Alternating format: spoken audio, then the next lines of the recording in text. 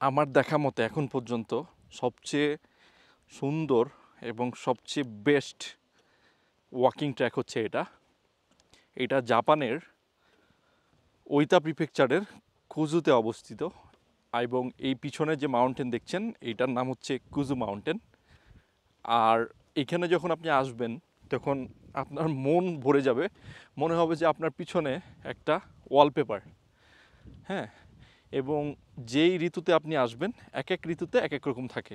এখন দেখছেন আপনার কালার এখন হচ্ছে ফল, অর্থাৎ গরম থেকে ঠান্ডার দিকে যাচ্ছে, যার কারণে হালকা সবুজ আছে, মোটামুটি ভালোই সবুজ আছে এখনও, কিন্তু এটা পাতাগুলো শুকিয়ে যাবে এবং কিছুদিন পরে উইন্টারে পুরা ব্রাউন হয়ে যাবে, তখন এই ইয়াগুলা থাকে না, গাছগুলো মারা যায়। আর এখানে আপনি মন খুলে হাঁটতে পারবেন, দৌড়াতে পারবেন।